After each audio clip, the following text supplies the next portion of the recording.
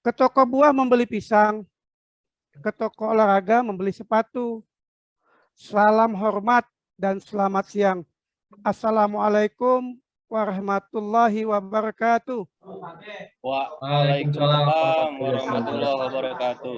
Alhamdulillah, seperti biasa, dan tentunya kami mengajak untuk selalu bersyukur kepada Allah Subhanahu wa Ta'ala yang telah memberikan berbagai kenikmatan kepada kita semua, sehingga kita dapat diberikan kesehatan, kelancaran, rezeki, nikmat iman dan nikmat sehat, sehingga kita dapat berkumpul bersama di webinar hari ini pada hari Senin tanggal 15 Agustus 2022. Salawat dan salam tidak lupa kita aturkan kepada junjungan kita Nabi besar Muhammad sallallahu alaihi wasallam, kepada para keluarga dan para sahabatnya. Semoga kita semua yang ada di sini mendapat keberkahan, kesehatan, keselamatan, dan kesuksesan dunia dan akhirat. Dan kita semua di sini menjadi umat yang terbaik sampai dengan akhir zaman. Ke pasar membeli tomat, ke apotek membeli obat. Salam takjim dan salam hormat. Semoga kita semua berkah dan sehat.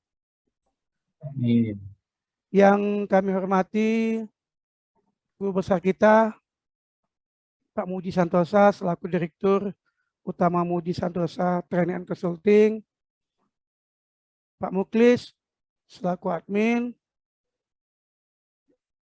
Cak Mus, siapa tahu hadir pada hari ini yang ahli ludurkan, Bapak Ibu peserta webinar pengadaan barang jasa, yang tidak lupa kami hormati narasumber kita hari ini yaitu Bapak Mandar TH. Beliau adalah widyaswara dari Kemenkeu. Paling enak jadi jada kembang. Orangnya cantik dari pedesaan. Jangan ragu, apalagi bimbang. Segera bergabung dalam webinar pengadaan. Seperti biasa, kami akan membacakan peraturan terkait dengan pelaksanaan webinar hari ini. Adalah yang pertama, peserta mengikuti kegiatan sesuai dengan pelaksanaan. Kemudian dilarang menyebarluaskan link selain untuk anggota kelas reguler. Narasumber akan menyampaikan materinya kurang lebih 45 menit. Kemudian dilanjutkan dengan diskusi serta tanya jawab yang dipandu oleh moderator kurang lebih 45 menit juga. Peserta yang akan mengajukan pertanyaan kami persilakan untuk mengetik di kolom chat yang telah tersedia atau mengklik tombol raise hand untuk bertanya langsung kepada narasumber. Peserta diharapkan untuk mengisi link daftar hadir atau post test sebagai persyaratan untuk penulisan bukti kehadiran di sertifikat. Peserta yang tidak mengisi link daftar hadir, ya maklum tidak akan diberikan sertifikat. Dan insya Allah skema kita pada hari ini adalah skema workshop, yaitu kurang lebih 10 soal yang harus dijawab oleh peserta. Minimal 8 soal yang terjawab akan mendapatkan sertifikat workshop. Di bawah 8 soal, peserta hanya mendapatkan sertifikat seminar seperti biasa. Tetapi apapun bentuk sertifikatnya, yang penting untuk menunjang angka kredit kita. Yang terakhir adalah peserta dimohon tenang dan tidak mengganggu jalannya kegiatan pada hari ini. Kemudian susunan acara kita pada hari ini adalah pertama pembukaan yang insya Allah kita baca basmalah, kemudian penyampaian materi dari narasumber, sesi tanya jawab, keempat closing statement, dan kelima penutup. Sakit parah namanya lagi sekarat. Kalaulah sembuh itu namanya hebat. Jadi fungsional PBJ memang sangatlah berat. Semoga mendapat perhatian dari pusat. Anak santri tinggal di asrama. Waktu yang lama tidaklah terasa. Marilah kita belajar bersama bagaimana PPH dalam pengadaan barang dan jasa. Insya Allah akan disampaikan oleh materi kita nanti. Baik Bapak Ibu, untuk mempersingkat waktu, marilah kita bersama-sama membuka acara ini dengan pembacaan basmalah. Bismillahirrahmanirrahim. Untuk selanjutnya, kita ke agenda yang kedua, yaitu penyampaian materi dari narasumber. Seperti yang disampaikan tadi, materi kita adalah pajak penghasilan yang akan dijelaskan secara gamblang oleh narasumber kita, Pak Mandar Trisno dari Kemenkeu. Baiklah, untuk menyampaikan materi, kami persilakan kepada Bapak Mandar Trisno. Waktu dan tempat kami persilakan. Silakan Pak. Baik, terima kasih Pak Nasir. Bismillahirrahmanirrahim. Assalamualaikum warahmatullahi wabarakatuh. Selamat sore Bapak Ibu, salam sejahtera. Izin Bapak Ibu, suhu, ya, Pak Muklis, Pak Muji, Santosa, senior-senior, ya. Saya memulai pajak penghasilan ya. Sebenarnya banyak materi sih yang terkait dengan perpajakan di pengadaan. Mulai dari PPN, kemarin seru ya dengan adanya undang-undang HPP, PPN naik 11%. Bagaimana nih proses tendernya, ya kan? Pokja melakukan review dokumen persiapan pengadaan, ada di situ HPS, ada yang ditolak ya, harus 11% ya kan, ada juga yang udah biarin aja 10%, nanti di pelaksanaan kontraknya dia diadendum ya. Jadi dinamikanya menarik nih. Ada yang bilang juga, wah ini kasihan penyedianya, bagaimana kalau penyedianya mau nggak dipotong PPN 11% dengan penawaran yang sama, ya, itu justru kasihan penyedianya. Ya. Kemudian, nah ini materi PPH-nya ya, khusus, jadi kemarin PPN sudah, ini materi PPH-nya. Terus juga menarik juga, kemarin juga ada sesi mengenai meterai ya, pengadaan-pengadaan ada meterai, dengan adanya undang-undang meterai ini cukup menarik ya, karena di peraturan yang baru itu, surat pernyataan juga terutang meterai. Kalau kita lihat di pengadaan, banyak surat-surat pernyataan yang dipersyaratkan. Mulai dari surat pernyataan kalau di pelaksanaan kontrak, kesanggupan menyelesaikan pekerjaan, itu surat pernyataan, terutama meterai. Di proses pemilihan juga banyak surat pernyataan. Ya, ada yang secara elektronik, fakta integritas, dan surat pernyataan APC dengan mengklik fakta integritas dan dengan memasukkan penawaran, berarti dianggap penyedia itu menyetujui surat pernyataan.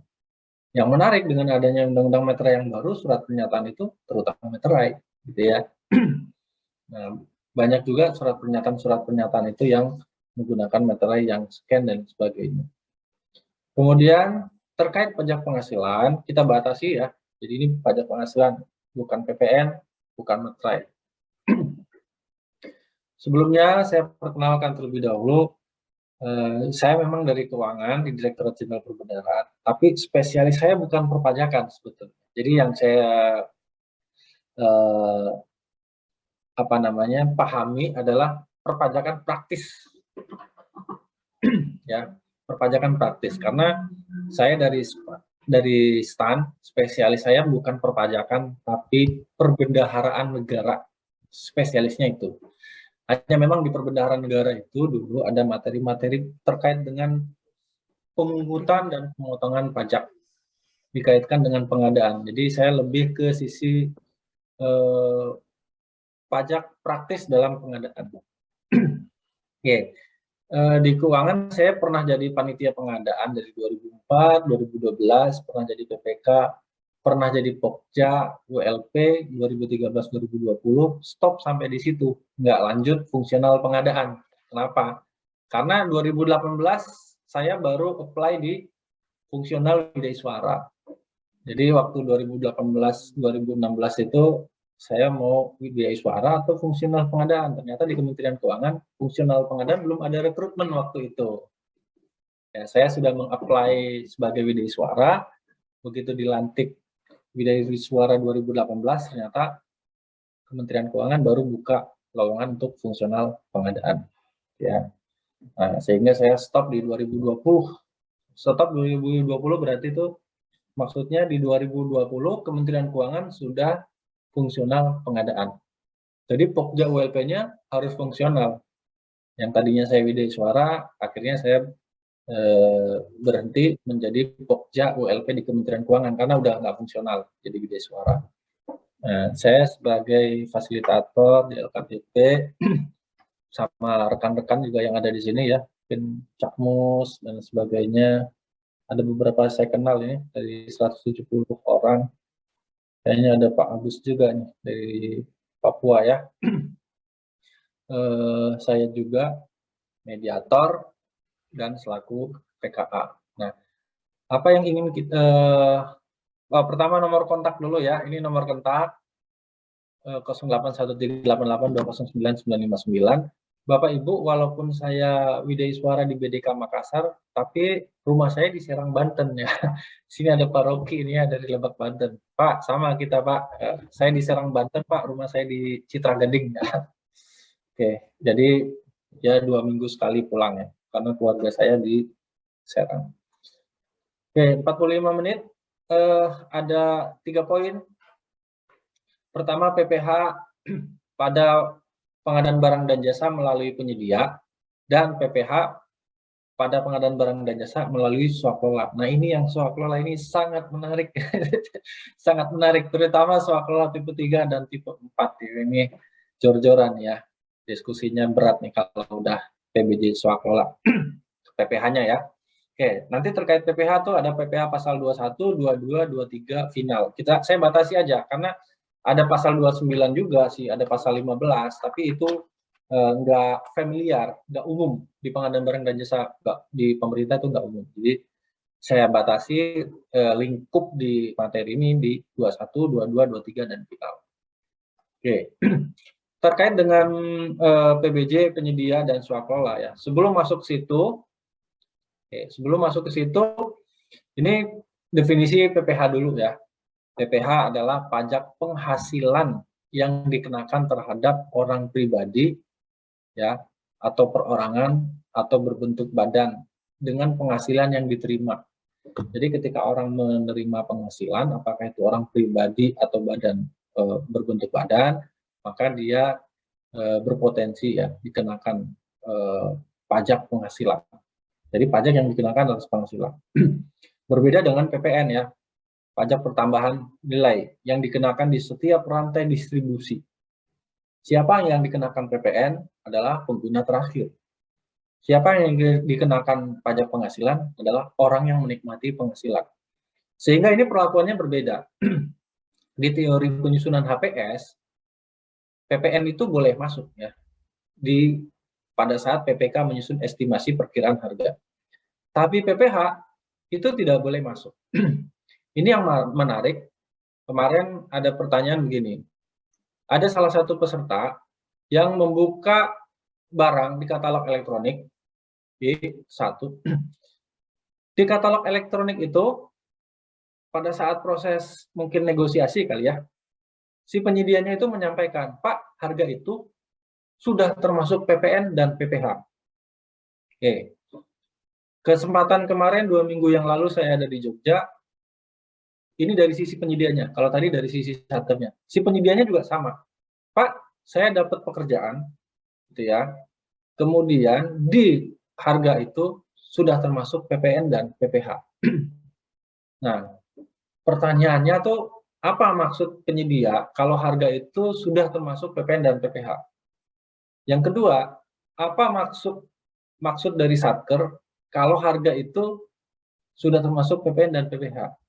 Padahal kalau kita lihat di Perlem 12 2021, kalau melihat Perlem yang lama Perlem 9 2018, kalau kita lihat di pasal 66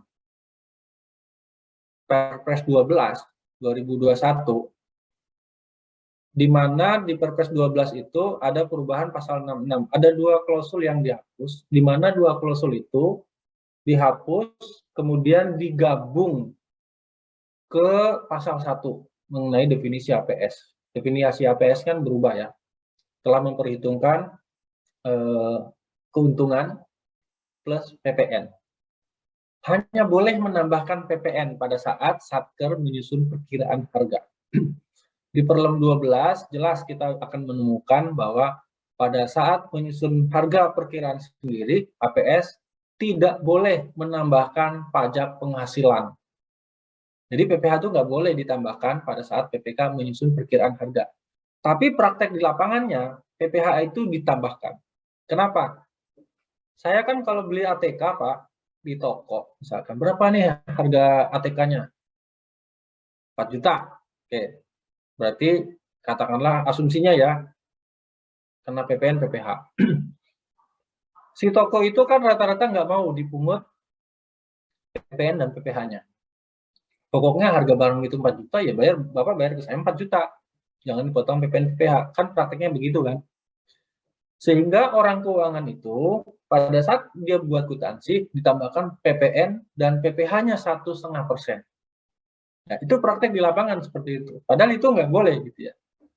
Tapi itu jadi solusi di lapangan. Kalau mau jadi solusi di lapangan, itu pastikan saja penyediaannya PKP. Kalau penyediaannya PKP boleh ditambahkan PPN. PPh masih oke-oke aja ditambah 1,5 karena si penyediaannya nggak mau dipungut. Cuma catatan, jangan di step di situ ada PPh 1,5. Masukkan saja di harga barang. Ya udah, Bapak kalau mau terima bersih 4 juta, tolong ya tanda tangan kwitansi ini udah termasuk saya tambahkan harga PPh di situ. Ini bukan markup nih Pak, bukan nyolong. Kecuali Bapak mau dari 4 juta itu dipotong PPN dan PPh. Karena rata-rata kan nggak mau, ya. Tapi teorinya seperti itu. Pajak penghasilan itu dibebankan kepada subjek, ya, orang pribadi atau badan yang menerima penghasilan. Jadi bukan dibebankan kepada Satker, kecuali PPN. Itu cukup jelas dulu ya. Nah, kemudian definisi apa sih yang namanya wajib pajak, objek pajak, dan subjek pajak. Subjek pajak bisa perorangan atau badan usaha yang ditetapkan menjadi pelaku pajak. Nanti pelaku pajak tuh bisa memotong, bisa membayar, bisa menyetor. Itu tugasnya pelaku pengadaan. Oke, nanti di sini ada wajib pajak, ada objek pajak. Objek pajak adalah penghasilan. Sementara wajib pajak orangnya, pelakunya, ya, bisa orang pribadi atau badan. Dia sebagai pembayar, pemotong, pemungut, dia bisa jadi bendahara, ya. Tapi juga dia bisa jadi bukan bendahara, pembayar pajak, orang pribadi kayak kita, pengusaha. Itu dia bisa sebagai wajib pajak. Bendahara sebagai pemotong, sebagai pemungut, dia juga bisa sebagai wajib pajak yang mempunyai hak dan kewajiban. Oke, ini teorinya seperti itu. Nah, ini perlu Bapak perhatikan dulu, penting ya halaman ini, mengenai subjek dan objek pajak. Siapakah pemungutnya, ya kan? Siapakah subjeknya? Apa yang menjadi objek? Karena perdebatannya nanti, misalkan contoh ya, swakelola tipe 4, nah misalkan swakelola tipe 3, bisa nggak masyarakat itu misalkan ya, saya SKPD-nya ada kontrak swakelola tipe 4 ke masyarakat, duit cair tuh ke masyarakat. Oke, katakanlah di masyarakat itu diangkat, di kelompok masyarakat itu katakanlah ada bendahara, ya katakanlah nih bendahara. Tapi bendahara ini bukan bendahara instansi pemerintah. Karena yang namanya bendahara instansi pemerintah itu dikenal di PMK 231/2019 yang udah diubah dengan PMK 59/2022. Yang namanya bendahara itu instansi pemerintah cuma bendahara pemerintah pusat, pemerintah daerah, sama pemerintah desa. Ya, walaupun kelompok masyarakat menggunakan istilah terminologi bendahara kelompok masyarakat, dia bukan bendahara yang dimaksud di PMK 231 dan 59. Ya. Jadi bendaharanya itu instansi pemerintah desa. Nah, pertanyaannya adalah ketika duit masuk ke kelompok masyarakat, bikin jalan setapak, misalkan proyek dana kelurahan, kan itu swaklola tuh, tipe 4 rata-rata. Rodamas, program pemberdayaan masyarakat, itu rata-rata swaklola. Duitnya lari ke kelompok masyarakat. Model cara pembayarannya dengan LS, dengan uang persediaan, yaitu tambahan uang persediaan, itu lain lagi. Itu kan cara pembayaran. Uang ada di masyarakat, kemudian masyarakat beli ATK, katakanlah 10 juta. Orang kan mengenalnya kalau beli ATK itu PPh pasal 22. Pertanyaannya adalah, masyarakat itu boleh mengut apa enggak? Ini bendahara kelompok masyarakat. Bapak Ibu harus tahu siapakah pemungut dan pemotong untuk masing-masing pajak ini. Kalau PPh pasal 22, yang memungut itu adalah instansi pemerintah. Atau kalau bukan instansi pemerintah, badan usaha. Kelompok masyarakat itu bukan instansi pemerintah. Berarti dia nggak boleh mungut, nggak boleh motong. Yang boleh mungut dan motong adalah bendahara. Bendaharanya adalah bendahara pemerintah pusat dan pemerintah daerah. Oke. Nanti dari sini kita bisa mendudukan, kita bisa mengkaji apakah transaksi-transaksi yang dilakukan oleh si A itu dia bisa mengut atau motong pajak apa enggak. Ya kan? Karena nih kebanyakan nih kalau swaklola tipe 4, si bendahara kelompok masyarakat tuh suruh mungut sama suruh motong. Nanti satkernya waktu minta laporan, mana nih pajak yang dipungut dan kamu setor? Terus mana setorannya? Mana pelaporannya? Kan gitu. Padahal dia bukan pemungut dan bukan pemotong. Kita suruh tuh, satker yang nyuruh. Padahal menurut ketentuan, menurut undang-undang, mereka itu bukan pemungut. Ya. Nah, jadi untuk PPN, yang boleh memungut adalah PKP atau instansi pemerintah. Jadi kalau SKPD, maka SKPD yang memungut. Tapi kalau transaksinya nggak ada hubungannya dengan instansi pemerintah, misalkan CVA beli barang ke CVB, dua-duanya PKP, maka si penjual itulah yang mengut. Itu pun dia syaratnya harus PKP. Kalau yang menyerahkan barang bukan PKP, ya nggak perlu ada PPN. Oke, kita batasi PPh ya. Nah, untuk PPh, objek penghasilan itu adalah penghasilan yang diterima. Oke, yang mengutnya siapa? Yang mengutnya pemberi kerja. Kalau misalkan ada konteks pekerjaan, Dinas A menyuruh Pak Ujang untuk melakukan perbaikan WC, perbaikan kamar mandi. Berarti pemberi pekerjaannya tuh si Dinas A tadi. Yang menerima penghasilan, Pak Ujang tadi yang mengerjakan perbaikan keramik, kamar mandi, dan sebagainya. Itu masuk objek pajak ya. Pajak penghasilan yang diterima itu masuk objek pajak. Nah, yang memungut memotongnya adalah pemberi kerja. Siapa saja yang memberikan pekerjaan? Tidak diatur, dia harus pegawai negeri, instansi pemerintah, pengusaha, badan usaha, kelompok masyarakat. Kalau dia memerintahkan, maka dia bisa sebagai pemungut dan sebagai pemotong. Jadi kalau misalkan proyek swaklola, uang ke kelompok masyarakat, jalan setapak, kelompok masyarakat ini menyuruh masyarakat, 20 orang kerja, upah harian atau upah borongan. Maka yang memberi pekerjaan adalah kelompok masyarakat. Berarti dia bisa memungut dan memotong untuk PPh 21. PPh 22 tadi sudah dijelaskan ya, hanya instansi pemerintah dan badan usaha. Badan usahanya seperti apa? Badan usahanya seperti telepon, listrik. Itu kan tidak dipungut PPh, bukan tidak dipungut PPh, soalnya dia udah dipungut oleh badan usaha yang lain. Ya. Impor, yang melakukan impor ekspor, dia juga sebagai pemungut badan usaha itu. Jadi PPh 22 itu tidak hanya barang, tapi ada impor dan ekspor barang. Oke, kemudian PPh pasal 23 untuk jasa. Nah, ini siapa yang memungut? Instansi pemerintah, badan, orang pribadi. Tapi orang pribadinya itu harus ada SK penunjukan dari KPP. Kemudian PPh final. PPh final juga instansi pemerintah dan WP Badan. Jadi dengan mengetahui informasi siapakah pemungut dan pemotong di masing-masing PPh dan PPN, ini kita setidaknya tahu nih kalau ada permasalahan. Ini swaklola bisa nggak mengungut PPh final? Bisa nggak mengungut PPh pasal 23 jasa? Misalkan kelompok masyarakat mau bikin jalan setapak, perlu molen. Molennya sewa. Ya kan? Berarti kan jasa. Oke. Bisa nggak masyarakat mengungut? Ya ditanya dulu. Masyarakat instansi pemerintah bukan? Bukan.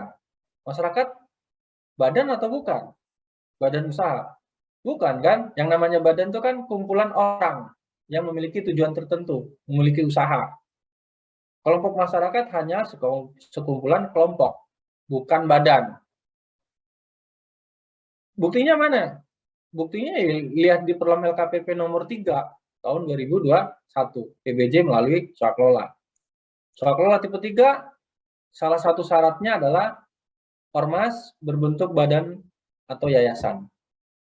Oke, ada aktenya, akte pendiriannya. Sementara kelompok masyarakat, syaratnya cukup surat pengukuhan dari pejabat yang berwenang. Berarti dia bukan badan. Terus, apakah kelompok masyarakat orang pribadi? Ya udah pasti jelas, bukan orang pribadi. Dia berkelompok kok, kumpulan orang pribadi. Jadi dia nggak masuk kategori ini. Berarti kalau ada transaksi masyarakat itu sewa molen, harusnya dia nggak boleh motong PPh 23. Karena dia bukan pemungut dan dia juga bukan pemotong. Lanjut ya. Jadi dengan informasi ini kita cukup paham ya. Kalau transaksi yang bukan swaklola, ya Bapak Ibu pasti instansi pemerintah. Oke, ini tarif-tarifnya ya, kurang lebih tarifnya seperti ini. Oke, nanti kita masuk ke praktisnya. Oke, perpajakan. Jadi karena pengadaan barang dan jasa itu kalau menurut pasal 3 Perpres 16 dilaksanakan dengan dua cara, yaitu swaklola dan atau penyedia. Oke, maka perlakuannya saya pisahkan, penyedia yang warna krem sama swaklola. Oke, kemudian untuk swaklola, untuk penyedia, kalau Bapak Ibu kita lihat di pasal 69, Perpres 16. Pasal 69 itu kan bunyinya, pengadaan barang dan jasa dilaksanakan secara elektronik, menggunakan SPSE dan sistem pendukung. Ya, pasal 69 kan seperti itu ya, penyelenggaraan pengadaan barang dan jasa itu dilaksanakan secara elektronik. Kemudian ada kebijakan pemerintah untuk mendorong UMK dan lain sebagainya. LKPP punya inovasi bela pengadaan. Awalnya untuk pengadaan langsung. Ya kan karena yang bukan pengadaan langsung kan ada namanya SPSE, ada namanya tender gitu kan. Di situ juga bisa dilakukan pengadaan langsung ya. Kemudian ada namanya bela pengadaan. Ya, ini produk inovasi nih dari LKPP, di mana di situ ada merchant-merchant dan ada retail-retail. Beberapa kabupaten kota mungkin sudah pakai sebelum ada bela pengadaan. Ada kabupaten kota yang bekerja sama dengan marketplace, dengan MBIS market, dan sebagainya. Kota Kediri, Kota Bandung, beberapa kabupaten kota itu sudah banyak. Karena semangat tadi menyelenggarakan PBJ secara elektronik ya di pasal 69. Nah, dari sini ada regulasi, apalagi ada penggunaan kartu kredit pemerintah ya. Kartu kredit pemerintah ini yang sudah sampai ke daerah juga, ya kan? Ada surat dari Kementerian Dalam Negeri percepatan penggunaan kartu kredit pemerintah untuk kabupaten kota. Kalau APBN mah udah lama itu berjalan. Oke, berarti ada transaksi pengadaan barang dan jasa yang dilaksanakan secara elektronik. Malah kalau kita lihat di draft perubahan Perpres 16 ya, 16 ke 12, 12 ke draft. Draft kemarin tuh saya lihat e-purchasing ini bakalan wajib gitu ya. Wajibnya tuh untuk produk-produk yang TKDN-nya sudah mencapai berapa ya? 40 kalau tidak salah itu wajib pakai e-purchasing. Berarti semangatnya adalah penggunaan elektronik. Berarti saya bedakan menjadi dua nih. Yang dengan penyedia itu ada yang dilakukan secara elektronik dan ada yang tidak dilakukan secara elektronik. Ada PMK 58, ada PMK 59. PMK 59 2022 ini perubahan PMK 231 2019 ya. Di situ tuh petunjuk instansi pemerintah untuk memotong pajak ya di PMK 231. Bendahara tuh udah tahu lah kalau PMK 231. Yang PMK 58 2022 adalah PMK yang baru, di mana di PMK ini Direktorat Jenderal Pajak menunjuk pihak lain sebagai pemungut pajak. Ya, Direktorat Jenderal Pajak menunjuk pihak lain untuk memungut pajak.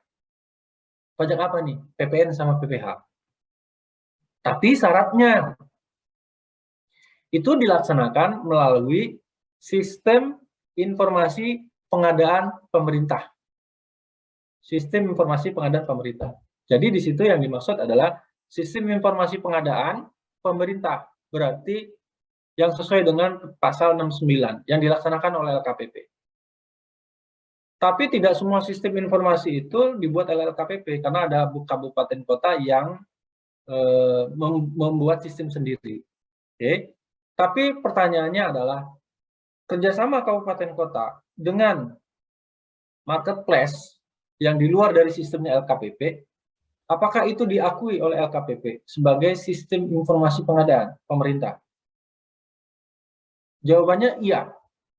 Kalau jawabannya iya, maka sistem informasi pengadaan baik yang dibuat oleh LKPP ataupun yang dibuat oleh kabupaten kota dengan pengetahuan LKPP atau seizin LKPP, katakanlah bahasa yang dipakai, maka itu termasuk pihak lain ditunjuk oleh Kementerian Keuangan untuk memungut dan memotong. Dia bisa marketplace, dia bisa retail daring. Marketplace itu, saya katakanlah marketplace, saya pengusaha, saya punya sistem. Di sistem itu, saya buat pembeli, satker-satker, SKPD-SKPD, dengan penjual, saya pertemukan di tempat saya. Contohnya kayak Tokopedia, ya kan? Saya yang punya Tokopedia, saya punya sistem, saya punya aplikasinya. Di situ ada penjual, ya kan? Kan ada yang jualan barang tuh di Tokopedia. Kemudian Bapak Ibu sebagai satker ketemu tuh di tempat saya di Tokopedia. Bapak Ibu kan bisa bertransaksi. Hanya bedanya pada saat Bapak transfer duitnya kan nggak langsung ke tokonya, tapi ke saya dulu kan, pemilik marketplace. Oke. Nanti ketika barangnya diterima, Bapak ada notifikasi, oke, barangnya udah sesuai dengan yang Bapak pesan. Oke, maka kan saya transfer ke toko tadi. Kan begitu. Kalau Bapak nggak terima notifikasi, nanti saya transfernya dalam waktu tertentu, misalkan 2 hari atau 3 hari setelah pengiriman. Nah, di sini saya marketplace hanya mempunyai sistem dan membantu pembeli dan penjual. Saya di PMK 58 itu disuruh motong sebagai pemungut pajak. Kemudian yang kedua retail daring. Kalau retail daring itu saya yang punya sistem, tapi saya sekaligus penjual. Nanti ketemu dengan satker yang memerlukan barang yang saya jual. Terus saya bertransaksi langsung. Kayak bineka.com. Ya, saya jualan barang. Barangnya kan dari saya, dari bineka.com. Nggak kayak Tokopedia tadi. Kemudian Bapak beli laptop ke saya, barang itu saya kirim. Duitnya langsung ke saya terima duit, saya kirim barang ke Bapak, satker. Saya retail daring. Saya juga ditunjuk untuk mengut PPN dan PPH. Semua transaksi yang dilakukan dengan SIPP, apakah dia marketplace atau retail daring, namanya bela pengadaan dengan MBIS Market maka marketplace dan retail daring itu menurut PMK 58 2022 dia harus dikukuhkan sebagai pemungut dan pemotong. Caranya gimana? Dia harus daftar ke KPP. Pak, saya marketplace, saya retail daring. Saya nanti mungut PPN dan PPH. Kalau untuk transaksi seperti ini dengan SIPP, enak, instansi bendahara pemerintah, nggak pusing mikirin PPH atau mikirin PPN dari transaksi itu. Ya, masa bodo amat, biarin aja karena udah dibebas tugaskan, gitu ya.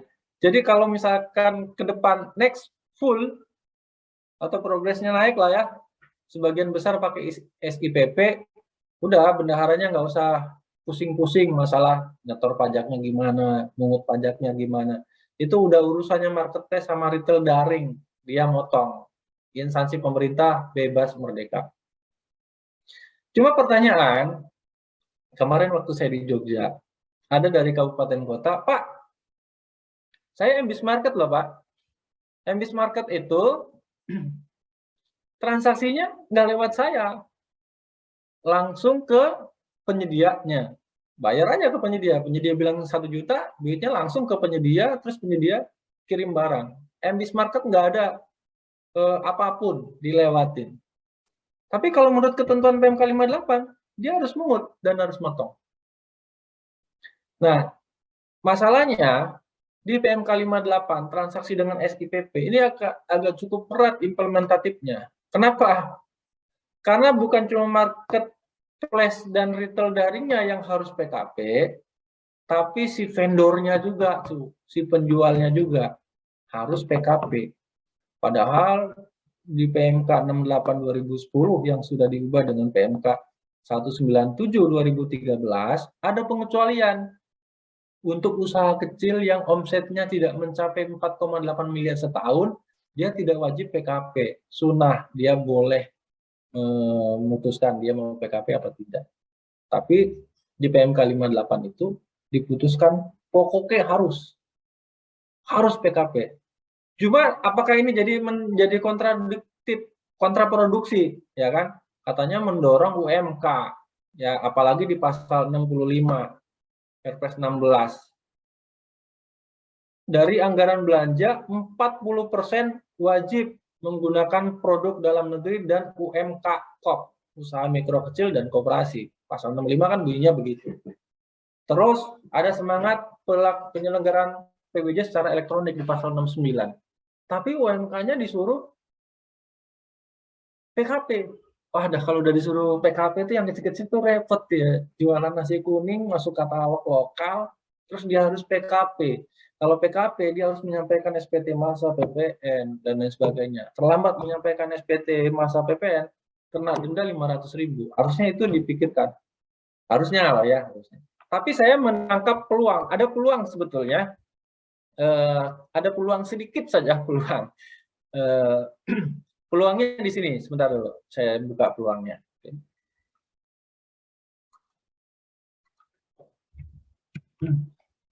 Peluangnya di sini. Nanti mungkin untuk Bapak Ibu yang di kabupaten kotanya nanti sebentar ada acara untuk bertemu dengan teman-teman di Direktorat Jenderal Pajak. Apa mau saya kasih tahu ya teman-teman di Direktorat Jenderal Pajak. Pertama begini, di 58 itu kan ruang lingkupnya itu berlaku untuk instansi pemerintah mau pusat, daerah, termasuk desa. Oke. PMK 58 ini hanya berlaku kalau sistem pembayarannya pakai uang persediaan. Sekali lagi, pakai uang persediaan. Kalau pembayarannya pakai LS, maka tidak perlu. Ya, sekali lagi, kalau sistem pembayarannya dengan uang persediaan.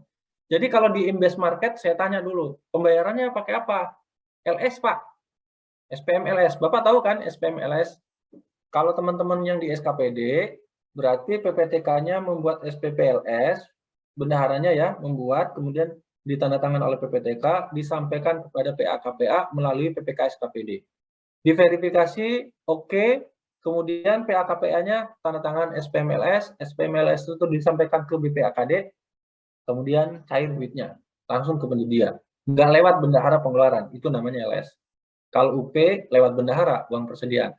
Nah, yang masuk PMK 58 itu kalau pembayarannya pakai uang persediaan, kalau LS nggak termasuk. Tapi, definisi uang persediaan di PMK 58 itu nggak tepat.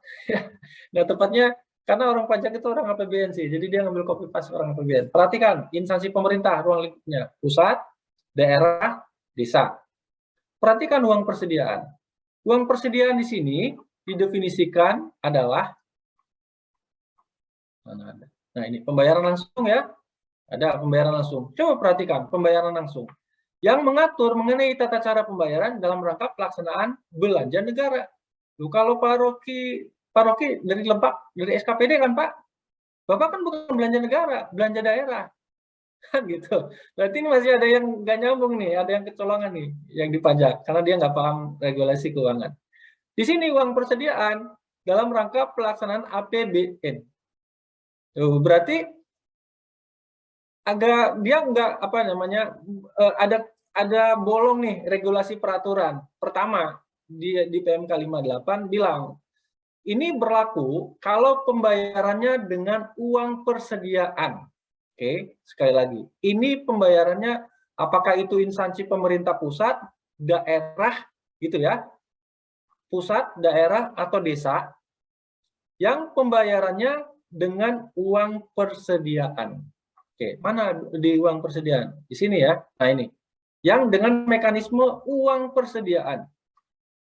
Padahal definisi uang persediaan itu tadi ternyata di PMK di sini mendefinisikan uang persediaan adalah yang dalam pengelolaan belanja negara. Ini menarik ya. Menariknya kenapa? Oh, kalau kita mau pinter gampang sebenarnya. Menariknya apa? Kalau di APBN, Bapak Ibu, SKPD itu selain mengelola APBD juga dia bisa mengelola APBN. Namanya DKTP. Oke, namanya DKTP, dekonsentrasi dan tugas perbantuan. Karena ada OPD-OPD yang melaksanakan tugas perbantuan dan dekonsentrasi dari dana APBN. Berarti kita belokkan saja. Berarti kalau di PMK 58 ini berlaku untuk pembayaran UP, sementara UP-nya untuk APBN, berarti bagi teman-teman di daerah ini berlaku kalau Bapak Ibu mengelola dana DKTP. Kalau bukan dana DKTP, maka bebas, nggak perlu ikut PMK 58. Bukan saya yang ngomong ya. Ya, yang ngomong PMK-nya sendiri, karena dia mendefinisikannya, kan kita ketika berpendapat, kita kan harus berdasarkan definisi dan ruang lingkup yang dibatasi di peraturan itu. Ternyata peraturan itu kan salah membatasi ruang lingkup. Harusnya disebut pengelolaan UP itu UP APBN sama UP APBD. Kalau APBN yang mengelola APBN, kalau APBD mengelola APBD. Lain lagi pertanyaannya, desa. Desa ada nggak LS sama UP? Desa itu tidak ada mekanisme uang persediaan, tidak ada mekanisme LS. Kalau yang sudah pernah baca Permendagri 20/2018 tentang pengelolaan keuangan desa gitu kan. Kalau yang belum pernah baca mungkin menganggapnya oh di desa juga ada UP sama LS. Nggak ada. Di desa itu adanya SPP Panjar sama SPP definitif. Itu pun terminologi kata itu yang buat adalah teman-teman BPKP karena ada di aplikasi Siskudes. Kalau merujuk ke Permendagri 20 tidak ada. Tidak ada SPP definitif, tidak ada SPP Panjar. Adanya SPP swakelola dan SPP penyedia. Adanya itu. Oke. Jadi di sini ada bolong ya, Bapak Ibu. SIPP sekali lagi untuk UP ya, pembayarannya dengan UP, pembayarannya dengan LS tidak berlaku PMK 58. Artinya bendahara nanti tetap mungut PPN PPh-nya. Kalau dia bukan PKP, ya nggak perlu mungut karena tidak ada PKP di situ, tidak ada PPN di situ. PPh harus mungut. Kalau pembayaran LS harus mungut. Cuma masalahnya ketika PMK 58 ini SIPP, maka vendor return marketplace wajib PKP. Masalahnya di situ. Jadi ada yang masih nggak sinkron ya, nggak ketemu. Oke, nanti mungkin ini ada permasalahan di lapangan. Oke. Di luar dari SIPP ya, maka pemungutan pajaknya seperti biasa. Nanti yang akan saya jelaskan. Kemudian swakelola. Swakelola tipe 1, tipe 2, tipe 3, tipe 4. Swakelola tipe 2, tipe 3, tipe 4 itu pembayarannya dengan kontrak swakelola. Bapak Ibu nanti baca aja di Perlem 3 2021. Swakelola tipe 1 ada nggak kontrak swakelola tipe 1? Nggak ada sih. Di Perpres 16 nggak ada. Di Perlem 3 juga nggak ada. Tapi di model dokumen kontrak swakelola di keputusan Deputi LKPP kalau nggak salah nomor 3 ternyata ada. Ya itu tapi menarik sih. Tapi saya kalau kalau orang kacamata keuangan, kenapa kalau tipe 1 kok pakai kontrak? Harusnya nggak usah pakai kontrak, harusnya cukup pakai SK penugasan saja sebenarnya. Nggak ada masalah. Kayak misalkan rumah sakit umum daerah dengan dinas kesehatan.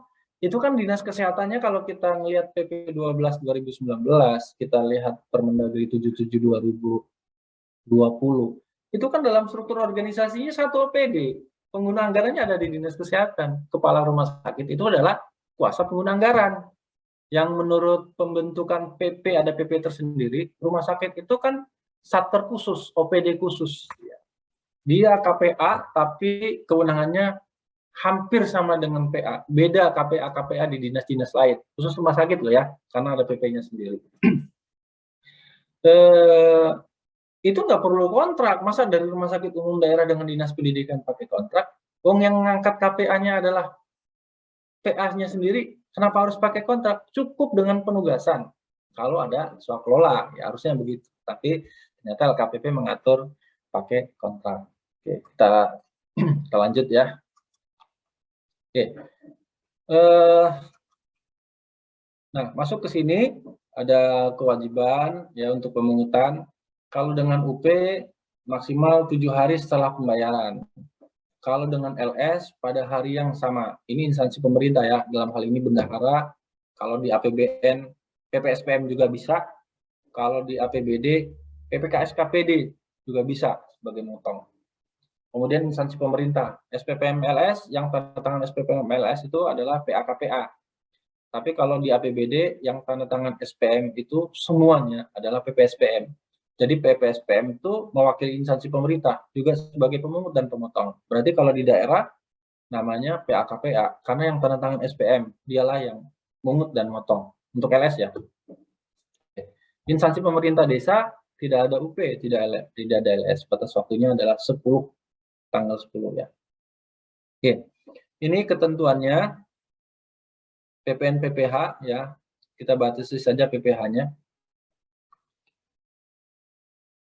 Oke, PBJ melalui PPH ya. PPH melalui PBJ penyedia. Oke. PBJ yang melalui marketplace atau retail daring.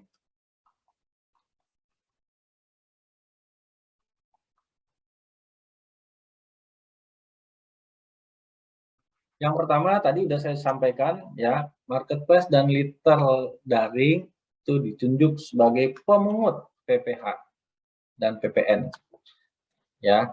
Tapi yang menggunakan sistem informasi pengadaan. Tadi sudah dibahas ya, apakah dari LKPP atau dari kabupaten kota, sepanjang dia diakui oleh LKPP, dia masuk dalam definisi SIPP. Oke. Jadi, instansi pemerintah sudah tidak lagi perlu memungut. Merdeka sudah nih kalau SIPP. Ini ada chat ya, apa nih chat ini? Penyampaian materi 10 menit lagi, silakan Bapak ingin mengajukan. Oke, siap. Oke. Wah, ini udah banyak pertanyaan ya. Wah, menarik nih. Oke, lanjut. Nah,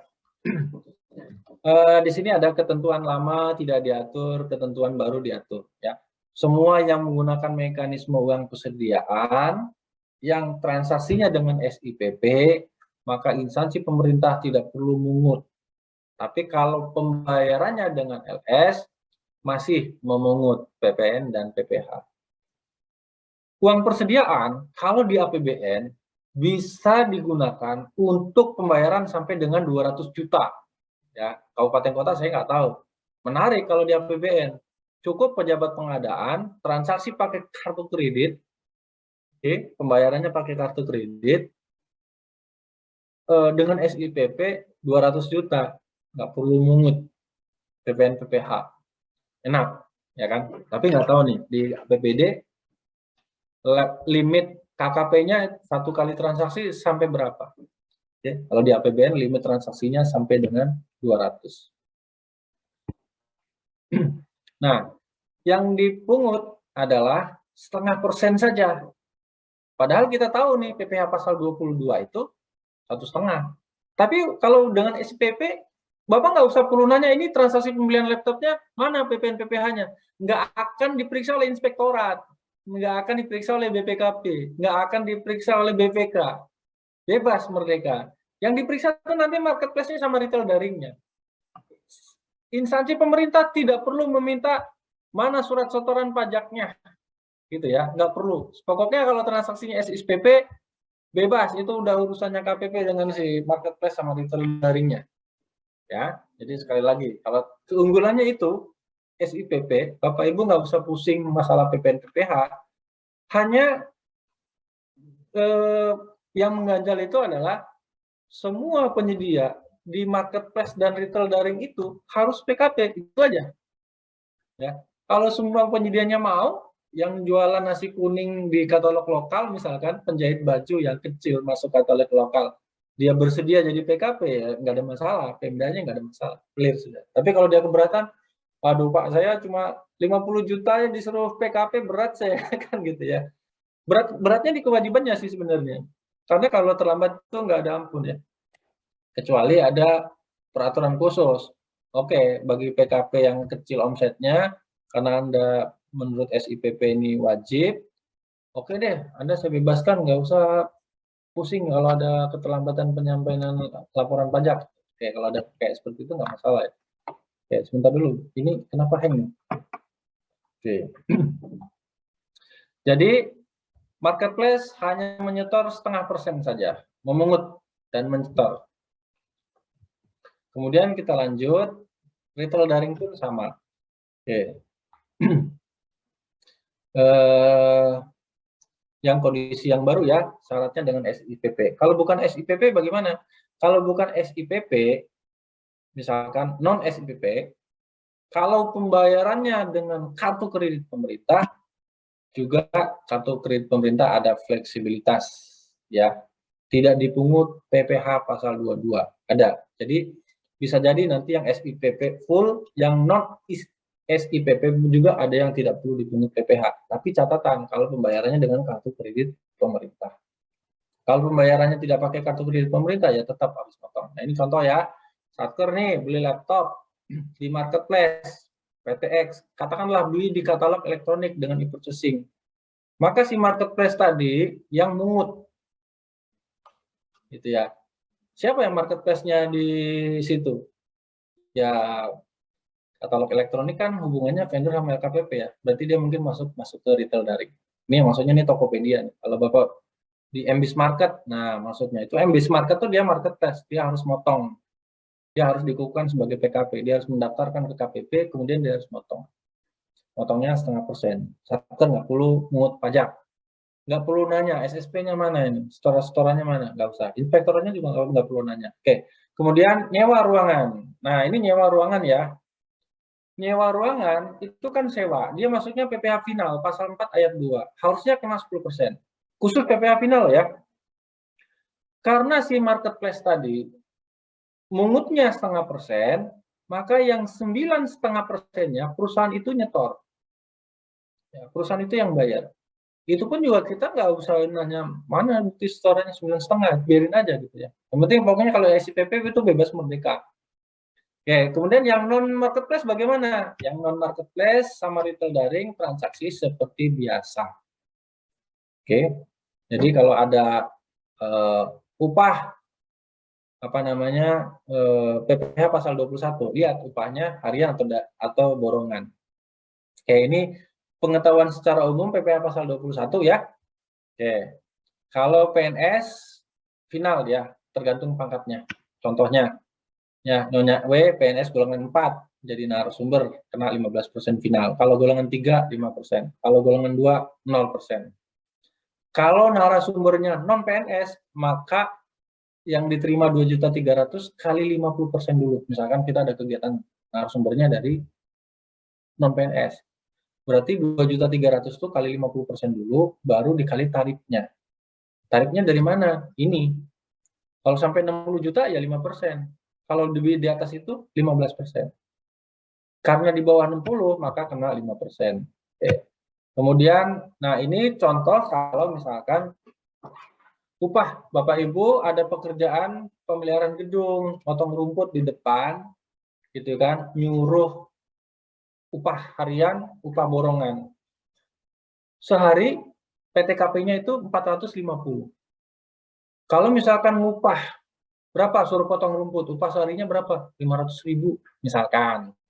Berarti 500.000 kurangi 450 sama dengan 50.000. 50.000 itulah yang dikenakan pajaknya 5%. Mohon maaf Pak Tapi kalau di Manggar. kabupaten kota upahnya nggak sampai 450, misalkan 300, ya berarti nggak kena PPh.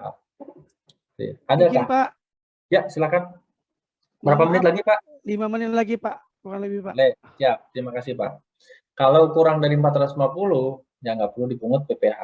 Kecuali, Pak, saya upah hariannya 300, tapi di pekerjaan itu saya 20 hari kerja, berarti 300 kali 20, berarti 6 juta. Kalau yang diterima sebulan lebih dari 4.500.000, maka dikenakan PPh 21. Cara ngitungnya gimana? Cara ngitungnya PTKP setahun, ya, 54 juta itu setahun dibagi 360 hari, itu PTKP sehari. Nah, itu menjadi pengurang upah seharinya yang 300.000.